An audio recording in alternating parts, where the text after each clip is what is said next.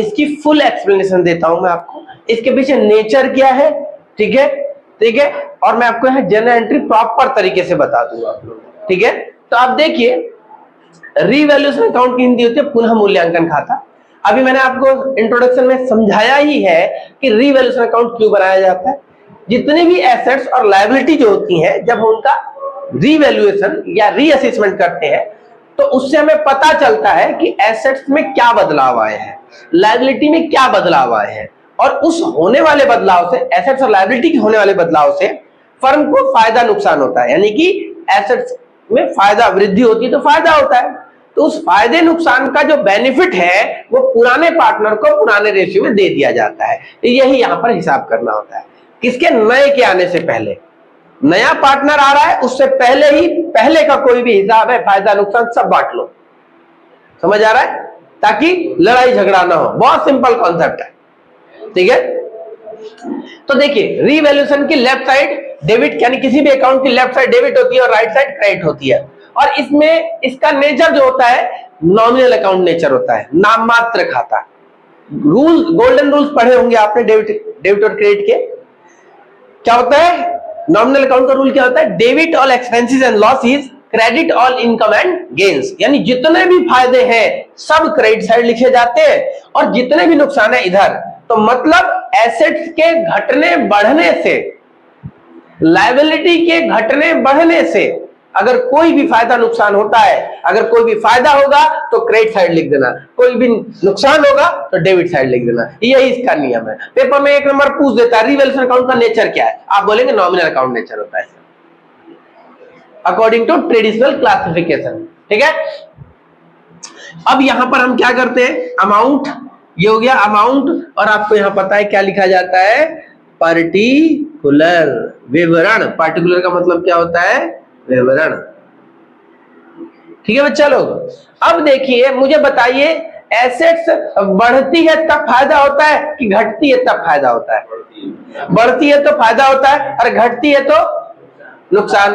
तो अगर किसी भी एसेट्स का जब हम क्या करते हैं, रीवैल्यूएशन करते हैं, रीवैल्यूएशन का मतलब ये पता करते हैं कि पहले 10 लाख का था, आज हिसाब लगाया तो क्या कितना हो गया? 20 लाख हो गया, तो 10 से बढ़ गया। वो किताब जब क्वेश्चन आप करेंगे तो क्वेश्चन के अंदर स्टेटमेंट लिखी गई होगी कि ये एसेट्स इतने से इंक्रीज हो गई है, डिक्रीज हो गई है, डेप लग गया है। तो आपको पढ़कर ये समझना है कि वो एसेट बढ़ रही है घट रही है।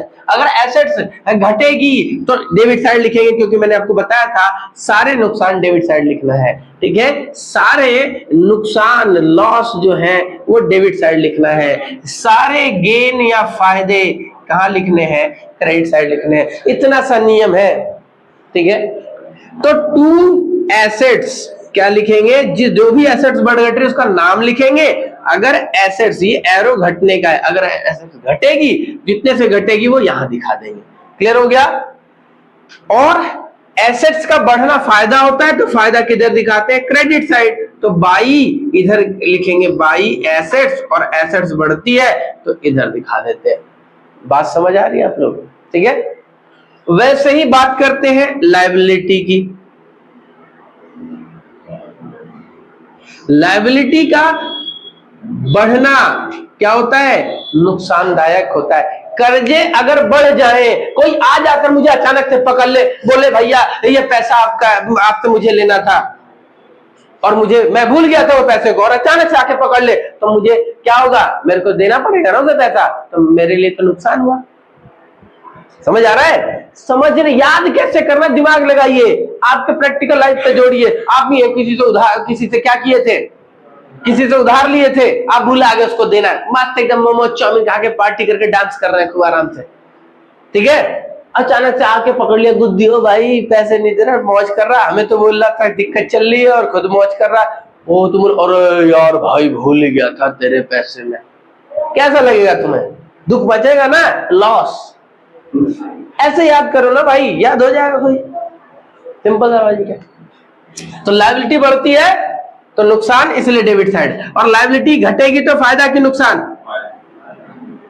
मान लीजिए कोई कर्जदार था, ठीक है, पता चले वो कर्जदार ही भूला गया, आपको तो मजे आ गए, आपको पता है कि पैसा उसे देना है और आप चाह रहे हैं, आपकी विलिंगनेस है, आप छल कपट नहीं रख रहे मन में, आप चाह रहे हैं कि हम पैसा दे देंगे, आप प्रयास कर रहे हैं उस व्यक्ति से मिलने का, ले भैया पैसा ले जा यार, कहाँ है कहाँ ढूंढ रहे, नहीं जा रहा, 1 महीना हो गया, 2 महीना हो गया, साल भर हो गया, 2 साल हो गया, 3 साल हो गया, कब तक लिक्विड हो गए?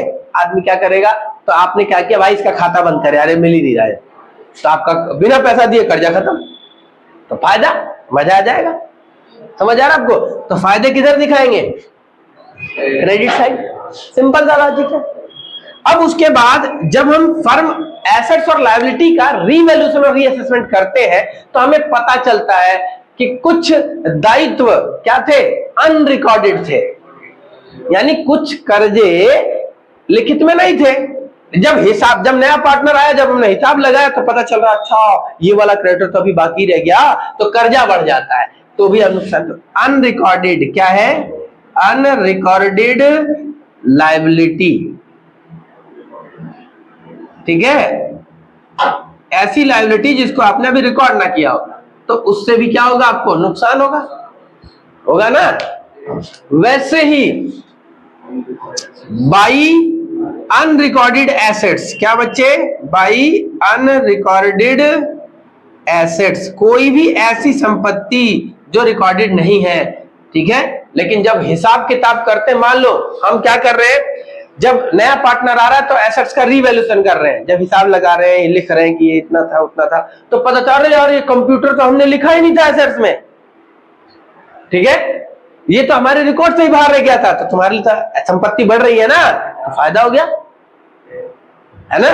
देखिए अभी जब सर्दियां आएंगी ना, अब सर्दियां आने वाली है ना, मतलब आने का अभी जो बहुत समय है गर्मी के लिए, लेकिन जब सर्दियां आती है तो आप देखिए अपने सर्दी वाले कपड़े निकालते हैं। अब मान लीजिए आप क्या किए थे, सर्दी वाले कपड़े निकालते हैं, एकदम जैकेट वैकेट निकालते हैं, एकदम पहनते हैं यूं करके, और पहन के ऐसी जेब में हाथ डालते हैं यूं करके, कागज सन लगता है, क्या है, तो 500 का नोट है, मजा आ गया।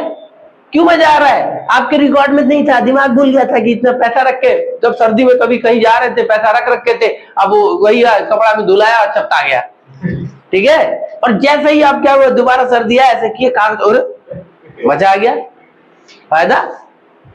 समझ आ रहा है? रिकॉर्ड में नहीं था दिमाग के, तो वैसे ही चलता है बिजनेस में भी, ठीक है बच्चे, तो इसलिए फायदा हो गया। क्लियर हो गया?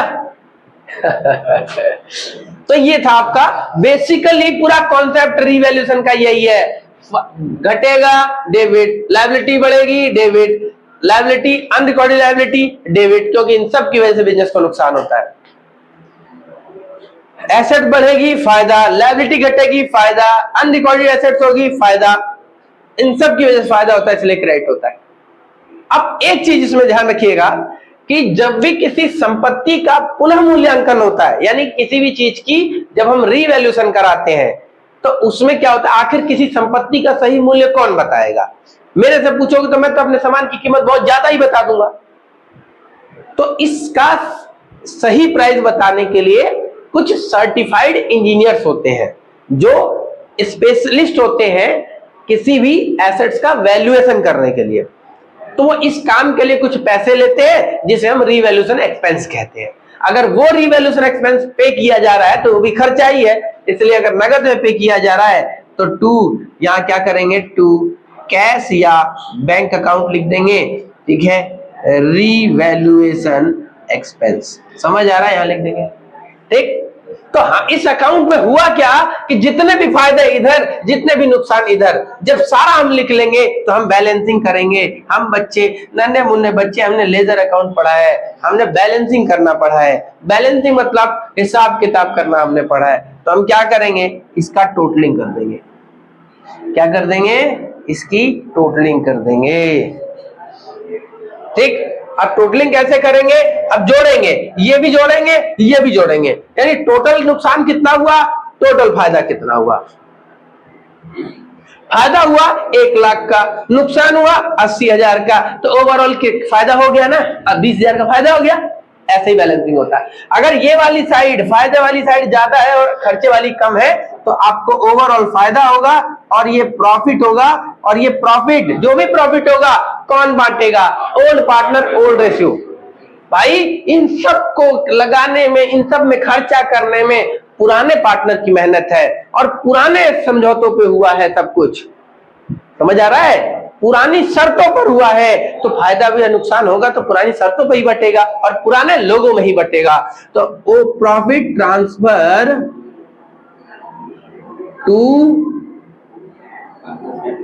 पार्टनर कैपिटल, ठीक है, और इस पार्टनर को क्या करेंगे, एक्स वाई मान लेते हैं, ओल्ड पार्टनर है तो ओल्ड पार्टनर ओल्ड रेशियो में इसको क्या करेंगे, बांट कर यहाँ पे टोटल लिखेंगे और यहाँ बैलेंस, ठीक। लेकिन कई बार डेबिट साइड भी ज्यादा हो जाता है, यदि यदि यदि क्या हो जाए, यदि यदि क्या हो जाए, डेबिट ज्यादा हो जाए और ये फायदे कम हो रहे हैं तो ओवरऑल आपको नुकसान हो जाएगा। और बाई लॉस ट्रांसफर, भैया फायदा बांट रहे हो तो नुकसान भी बांटोगे, loss transfer to partner capital account, X Y partner है, ओल्ड पार्टनर ओल्ड रेशियो। आ रहा है बात समझ में सबको, क्लियर है। तो ये आपका क्या था, ये फॉर्मेट है। अब मैं आपको इसकी जर्नल एंट्री यहां पर 2 मिनट में जर्नल एंट्री सिखा दूंगा, मजा आ जाएगा, झूमने लगोगे, देखो जरा। अब क्या है बच्चे, क्या है, जितने भी आपको क्या होते हैं नुकसान हो रहे हैं तो आप रीवैल्यूएशन के किधर दिखा रहे हैं, रीवैल्यूएशन के डेबिट साइड दिखा रहे हैं। तो जब भी कोई भी नुकसान हो, चाहे एसेट्स के बढ़ने घटने, लायबिलिटी आने को, किसी वजह से भी, तो आपकी पहली एंट्री क्या हो जाएगी, रीवैल्यूएशन के डेबिट साइड दिखा रहे हो, इसलिए रीवैल्यूएशन अकाउंट क्या हो जाएगा, डेबिट हो जाएगा। और टू एसेट्स, जिस भी एसेट्स घटने की वजह से नुकसान हो रहा था, टू लायबिलिटी, लायबिलिटी की वजह से क्या हो रहा था, बढ़ने की वजह से नुकसान हो रहा था, टू अनरिकॉर्डेड लायबिलिटी, तो ये तीनों एंट्री आप कर देंगे, एक एंट्री हो गई। समझ आ रहा है आपको क्या कह रहा हूं मैं, क्या कह रहा हूं मैं, समझ आ रहा है। जितनी भी अगर जब भी नुकसान होता है तो रिवैल्यूएशन डेबिट साइड लिखते हैं, तो इसलिए रिवैल्यूएशन अकाउंट डेबिट हो जाएगा और जिसकी वजह से भी नुकसान हो रहा है। क्लियर हो रही है बात। वही दूसरी एंट्री क्या हो जाती है बच्चे, फायदे की एंट्री क्या होगी, जब भी फायदा होता है रिवैल्यूएशन किस साइड दिखा रहे हो, क्रेडिट साइड। तो अगर एसेट्स की वजह से फायदा हो रहा है, बढ़ने की वजह से, लायबिलिटी की वजह से क्या हो रहा है आपको, अगर कोई घटने की वजह से कोई फायदा हो रहा है और कोई भी अनरिकॉर्डेड एसेट्स है, इन सब की वजह से, तो ये सब क्या करेंगे, डेबिट कर देंगे और टू रीवैल्यूएशन अकाउंट लिख देंगे। क्लियर हो रहा है बच्चा सबको, वेरी सिंपल। फायदा हो रहा है रिवैल्यूएशन डेबिट साइड, तो revaluation account debit side to, नुकसान हो रहा है रिवैल्यूएशन क्रेडिट कर दो, बाकी जिसकी वजह से फायदा हो रहा है वो लिख दो। क्लियर हो गया। अब क्या है कि अगर ओवरऑल क्या होता है, आपको प्रॉफिट होता है, इस केस में प्रॉफिट हो या लॉस हो, ओवरऑल तो प्रॉफिट होता है तो कहां ट्रांसफर होगा, पार्टनर कैपिटल में। जब भी कोई प्रॉफिट होता है, अगर फर्म को क्या हो गया बच्चे, ध्यान रखिएगा, अगर फर्म को प्रॉफिट हो रहा है तो फर्म प्रॉफिट ट्रांसफर करती है किसके खाते में, मालिक के खाते में। और जब मालिक के खाते में प्रॉफिट ट्रांसफर करती है तो आप बताइए मेरे को, कैपिटल बढ़ेगी। फायदा अगर मालिक के खाते में ट्रांसफर करेंगे तो पार्टनर की कैपिटल बढ़ेगी या घटेगी, बढ़ेगी। और जब कैपिटल बढ़ती है तो डेबिट होती है कि क्रेडिट होती है, क्रेडिट होती है। तो इसलिए एंट्री होगी revaluation account debit to old partner capital account. आ रहा समझ में भैया, रीवैल्यूएशन से ट्रांसफर करो किसमें, पार्टनर कैपिटल के अकाउंट में, और फायदा ट्रांसफर करोगे तो क्या पार्टनर कैपिटल बढ़ेगी घटेगी, बढ़ेगी। और जब पार्टनर कैपिटल बढ़ेगी तो पार्टनर कैपिटल का बढ़ना क्रेडिट होता है, क्रेडिट कर दिया, और टू रीवैल्यूएशन। ठीक है, ऐसे ही लॉस है, कोई भी लॉस होगा तो कैपिटल बढ़ेगा कि घटेगा, घटेगा। और जब कैपिटल का घटना क्या होता है, डेबिट होता है, इसलिए एंट्री हो जाएगी old partner capital account debit to क्या हो जाएगा, रीवैल्यूएशन अकाउंट। आ रहा है बच्चों समझ में, सबको समझ आ रहा है। Old partner capital account debit to revaluation account, यही जन एंट्री होता है और कुछ होता ही नहीं है। समझ आ रहा आपको। ये आपको मैंने पूरा इसका डिस्क्रिप्शन दे दिया, कैसे बनता है, क्यों बनता है, क्या एंट्री हो रही है, क्या नहीं हो रही है। अब हम प्रैक्टिकली इसके क्या करेंगे, क्वेश्चंस करेंगे।